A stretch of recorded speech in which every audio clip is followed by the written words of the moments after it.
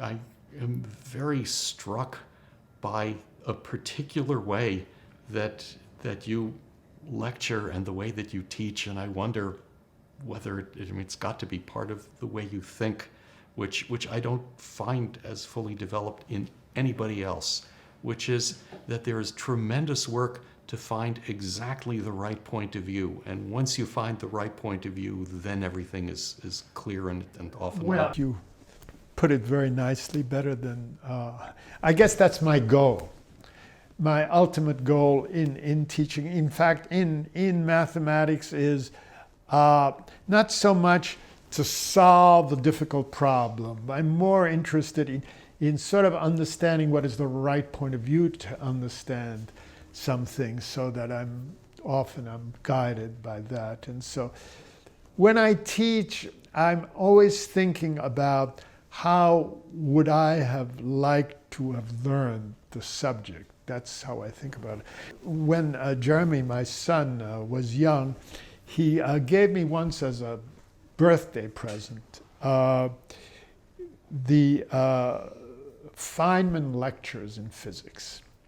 I don't know why, but anyway, I was very impressed by these. Of course, I don't know much physics, but the idea that you would give a course which maybe lasted a year or two, which would cover large parts of a field and would not be sort of narrow parts on one subject and on another subject, which were not, connected.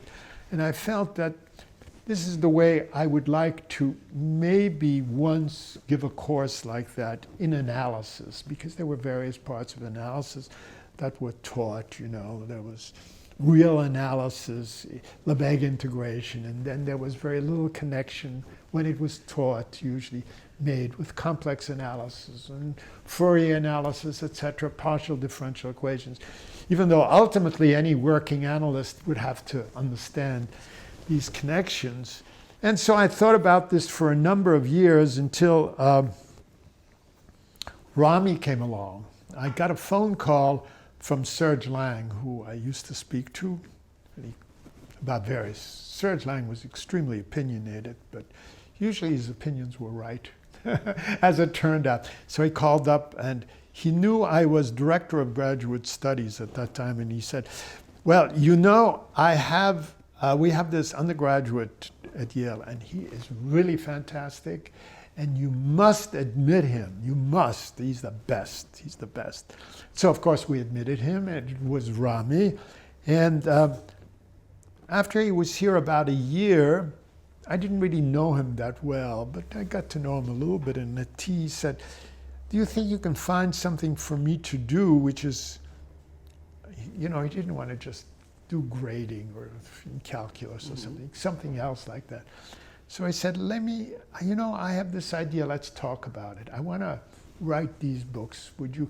I guess I had known he had collaborated with Serge. I said, would you like to talk about it? And I remember we went to lunch at the Woodrow Wilson, and then we talked, and it was all very natural, and he was very interested.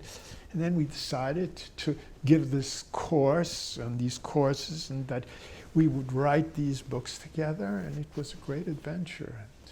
So, again, the idea was to teach mathematics as sort of emphasizing the important ideas, not so much. So for example, the first book, I wanted to teach some of the nice things about Fourier analysis, but if you have to teach that, usually you have to have this dry course on Lebesgue integration first, then some functional analysis.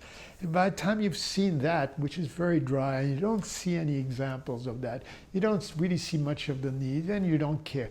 So the idea of the first book was to do it without Lebesgue integration. So that was a little bit of a challenge, but it could be done. And so, that was always the idea of those books.